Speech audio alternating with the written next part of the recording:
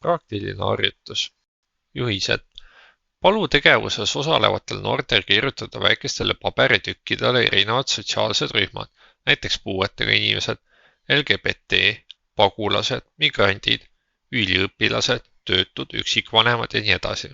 Osalejaid võib sotsiaalsete gruppide määratlemisel ka kergelt suunata, sõltuvalt sihtrühmast, kellega tegevust läbi viiakse. Läbiviija võib ka ise eelnevalt nimekirja valmis teha.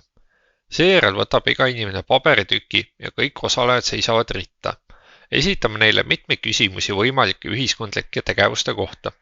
Iga kord, kui neile määratud rolliga osalejad vastavad jah, peaksid nad astuma sammu edasi. Nii näiteks võime küsida, kas sa saad hääletada Euroopa Parlamendi valimistel, kas saad osaleda kohalikel valimistel, kas sa saad Euroopas ringi reisida, kas sa saad abielluda inimesega, keda sa armastad, tundmata hirmu, kas sul on raskusi majandusliku toimetulekuga, kas sul on võrreldes teistega kergem leida tööd või üüripinda, kas on olemas pere, kes sind toetab ja nii edasi. Peale paari küsimust näeme ruumis erinevaid positsioone, mis ühel või teisel moel esindavad erinevaid ühiskondlikke arvamusi vastavalt iga grupi sotsiaalsele staatusele. See on heaks alguskohaks, et panna noori mõtlema aktiivsest osalusest ühiskondlikus elus ja erinevatest ühiskondlikest rollidest.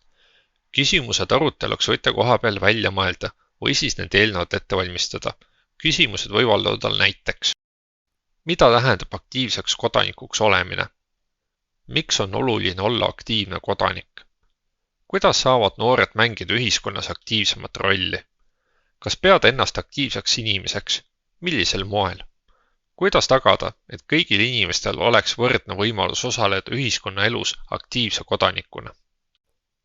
Arutelu soodustamiseks võime trükkida vastuolulisi küsimusi, väiteid või tsitaate ning asetada need ruumi keskele. Näiteks võime kirjutada, üks hääl ei muuda midagi. Kogukondi ei ole enam võimalik muuta. Hääletamine ongi aktiivne osalus. Noortel pole võimalik mitte midagi muuta. Immigrandid ei peaks saama osaleda valimistel. Paluge osalejatel mõnda aega vaikselt lugeda ja seejärel oma arvamus paberilehtedele kirjutada. Seejärel andke neile vaba aega, et kõik saaksid teiste arvamused läbi lugeda.